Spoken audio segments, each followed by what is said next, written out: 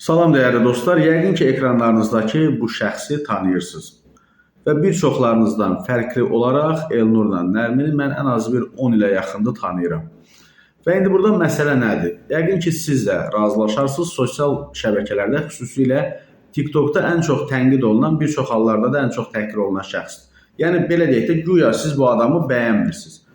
Amma 2 gün əvvəl, deməli, canlı yayımlara belə baxarkən diqqət yetirdim. Adamın canlı yayımında, baxın, göstərirəm burada da, 4300 onlayn var. 4300 onlayn Azərbaycanda çox nadir hallarda kiminsə canlı yayımında olur.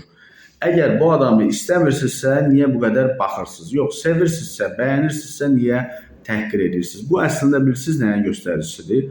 Azərbaycan tamaşaçısı əksər hallarda bu az bir kütlə var, az bir çevrə var ki, onlara aid deyil, amma böyük əksəriyyətinin riyakarlıq problemi var. Yəni bir adamı bəyənirlərsə, baxırlarsa, onu etiraf eləmək problemi var. Güya baxıram, amma bəyənmirəm. Necə ola bilər bu? Bu mümkünsüz bir şeydir ki, sən 4300 onlayn Azərbaycanda hansısa bir xəbər yayımının göstəricisi heç deyil.